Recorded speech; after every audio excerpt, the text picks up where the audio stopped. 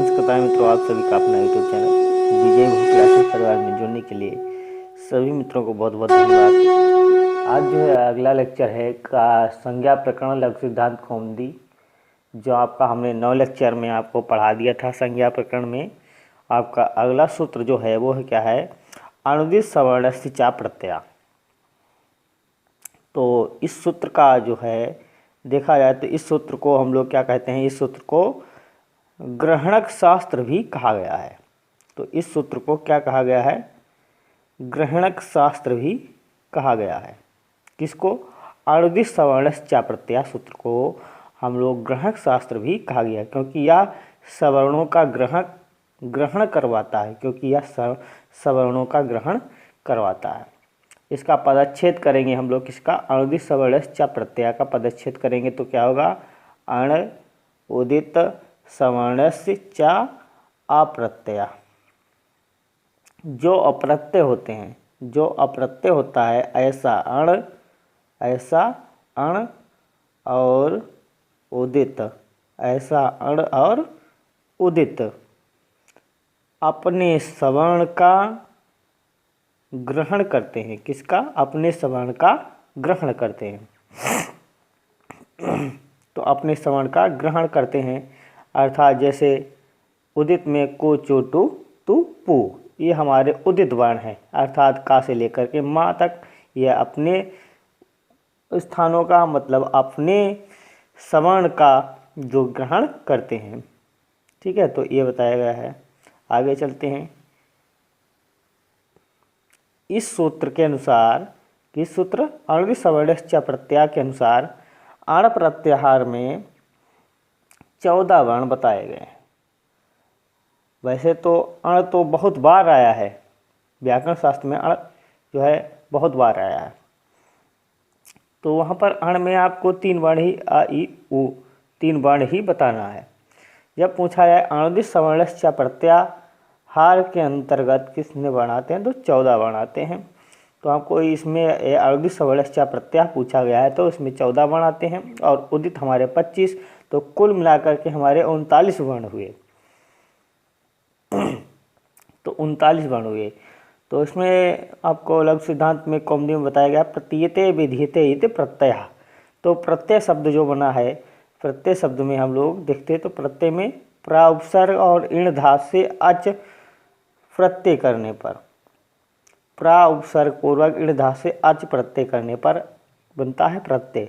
तो प्रत्यय जो बनता है वो कौन, अच जो होता है वो किस सूत्र से आता है, तो एरच सूत्र से इण धातु में अच होगा। एरच सूत्र है, कौन सा सूत्र है, एरच सूत्र से इण धातु में अच होगा। आगे फिर लिखा है अविद्यमानो अनुदिच्च सवर्णस्य संज्ञा स्यात्।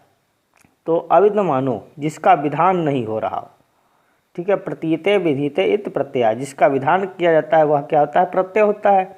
और अविद्यमानो अनुदिच्च सवर्णस्य संज्ञा स्यात्, अर्थात बताया गया है अविद्यमान जिसका विधान नहीं हो रहा ऐसा अण और उदित अपने सवर्ण की संज्ञा हो जाएगी। ठीक है, ऐसा अण और उदित की अपने सवर्ण की संज्ञा हो जाएगी। अत्रेवाण परेण अणाकारेण, अर्थात अत्रेण जो अत्र माने पहले का जो अण होता है वो अण से लेकर के और पर अणकारेण, पर का जो अणकार होता है वो वहाँ तक लेकर के हम लोग अण अपने पर अणकार तक बनता है। इसमें हमने 14 वर्ण तो बनाए जाते हैं। ठीक है, 14 वर्ण आते हैं। तो ये हमारा सूत्र क्लियर हो गया होगा। तो सभी मित्रों को ये सूत्र समझ में आ गया होगा, इसमें ज़्यादा कुछ है ही नहीं। आगे चलते हैं संहिता संज्ञा का। तो संहिता संज्ञा में लिखा है परासन्निकर्ष संहिता। तो पदच्छेद करते हैं, परासन्निकर्ष संहिता यही है, 14109 सूत्र है। संस्कृत में इसको क्या बोलते हैं, वर्ण नाम अतिशयितः सन्निधि संहिता संज्ञा स्यात्। वर्ण नाम अतिशयितः सन्निधि संहिता संज्ञा स्यात्। वर्णों के अत्यधिक समीप की क्या होती है, संहिता संज्ञा होती है। ठीक है, वर्ण नाम अतिशयितः अर्थात वर्णों की अत्यधिक, सन्निधि माने समीप की, संहिता संज्ञा होती है। वर्णों के अत्यधिक समीप की संहिता संज्ञा होती है। जैसे मधु प्लस आरी, तो मधु में ऊ है और उधर आपका आरी है,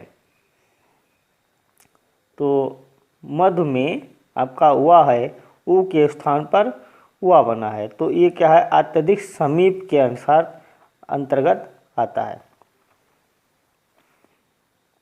ठीक है, इस सूत्र में संहिता पद में जो है स्त्रीलिंग है, अर्थात ये क्या है, आ ई क्या बनकर के बना है, ए बना है, एक संहिता है, अर्थात इनको शब्दों को मिलाया जाता है, अत्यधिक सन्निकट किया जाता है।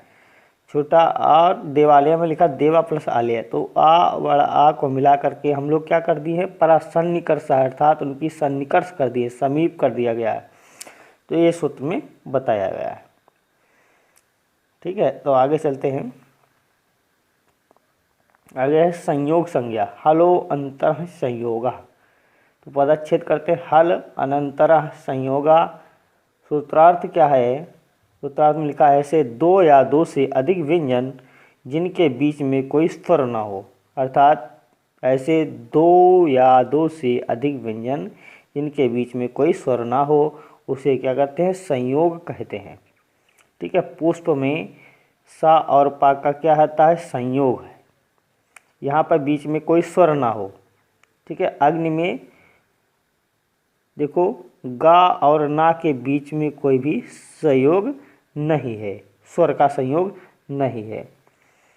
राष्ट्र में राष्ट्र बना है, लिखा राष्ट्र में, राष्ट्र का हम लोग संयोग करते हैं, तो लिखा है रा आ, फिर लिखा है स और फिर लिखा है टा और फिर लिखा है रा, तो सा और टा के बीच में स्वर का संयोग नहीं है, इसलिए यहाँ पर संयोग संज्ञा हुई है। ठीक है, तो ये भी समझ में आ गया होगा। आगे चलते हैं, लिखा है पद संज्ञा, तो पद संज्ञा का सूत्र क्या है, शुभ तिङंतम पदम, 1 4 14, शुभ तिंग और अंतम पदम पदच्छेद, सुबंत अर्थात शुभ अर्थात सुबंत, शुभ अंत वाला तथा तिगंत तिग अंत वाला शब्द की क्या होती है, पद संज्ञा होती है। शुभ तिंग और जिसके अंत में हो उसकी क्या होती है, पद संज्ञा होती है। ठीक है, तो लिखा है प्रातिपदिकों में प्रथमा से सप्तमी तक सु और जस आदि सुप 21 विभक्तियां लगाकर जो रामः रामो रामः आदि शब्द रूप बनते हैं, वे हमारे क्या कहलाते हैं, सुबंत पद कहलाते हैं।